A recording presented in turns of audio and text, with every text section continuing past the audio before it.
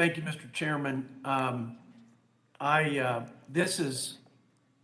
This provision it's hard to compete with the unfortunate nature of the entire bill, but this one I'd put at the top of the list. I've been hearing my colleagues talk about building back better. I would suggest that this is yet another example of building back backwards.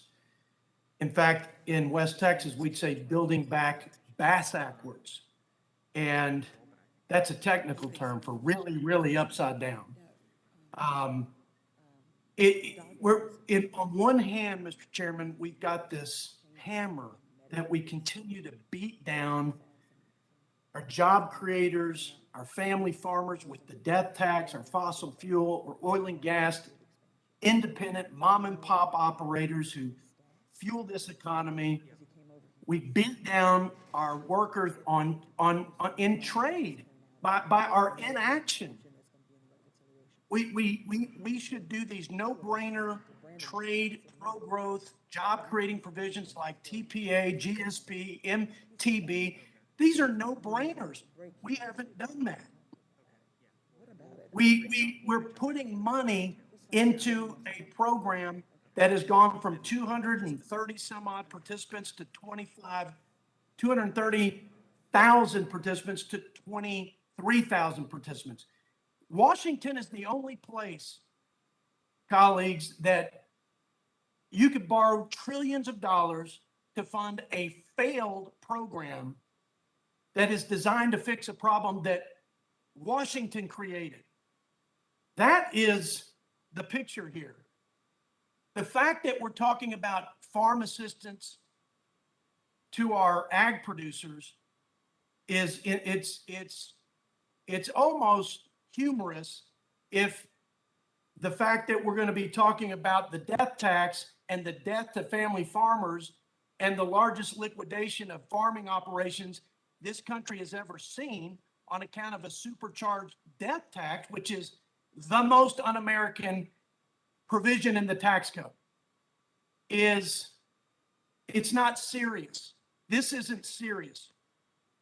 It is just another exercise in self-inflicted wounds. It's like the labor shortage because of the self-inflicted policies to pay people more to be on unemployment.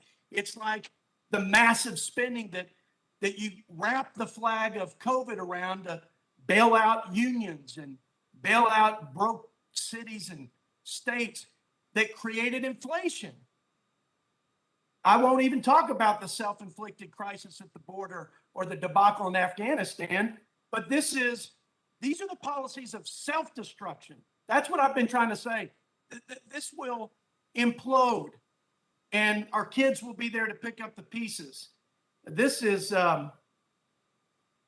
unfortunate, and we should try to find a way to create more job opportunities by enforcing the wonderful bipartisan new and improved trade deals with our biggest trading partners, Canada and Mexico.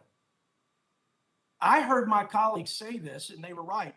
If we don't enforce these agreements, they're not worth the paper they're written on. We're not having any hearings on it. We're not doing anything to keep the feet to the fire of our partners, Mexico and Canada.